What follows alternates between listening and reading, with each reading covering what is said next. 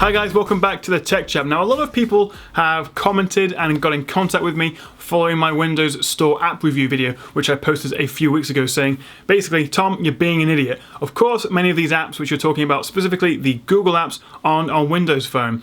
And you know what? They make a good point. While I was simply trying to take a sample of the most popular iOS and Android apps and then compare to see which are available on the Windows App Store, it really isn't as simple as that.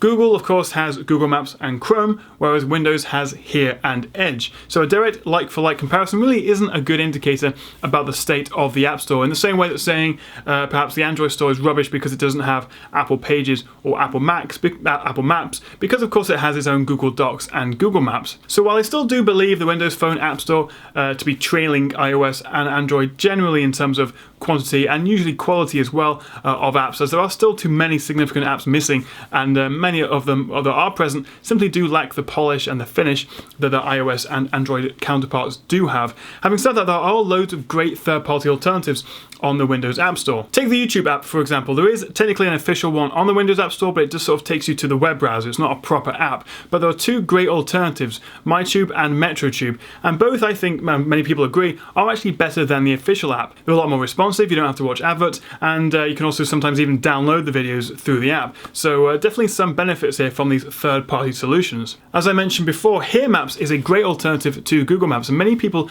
actually prefer it, and it was one of the first navigation apps to introduce easy to download offline maps. Of course, there's also no Chrome app, which may be a pretty big deal for some. It kind of is for me, but the Edge browser on Windows Phone is a lot better than the old Internet Explorer, so it really is worth giving it a chance. And if you've used a modern Windows 10 PC or laptop, you'll know that the desktop Edge browser is actually quite a bit smoother and uses less battery life than Chrome. These are just a few examples of how there are some genuinely fantastic apps on the Windows Phone App Store. To be fair though, it is still missing a few key ones. I think we can all agree there is a lot more work to be done. Of course, if you are deeply rooted or deeply connected with specific iOS or Android only apps, of course Windows phones won't work for you unless you're willing to give alternatives a chance. But for everyone else, with the latest Windows phones like the Lumia 950, Lumia 950 XL and the upcoming Acer Jade Primo, there is still a lot to like about Windows phones, even if it isn't perfect. So I'd love to hear your thoughts on Windows phones in the comments below. And I think it's important to stress that I think I did simplify the issue a bit too much in my previous App Store review,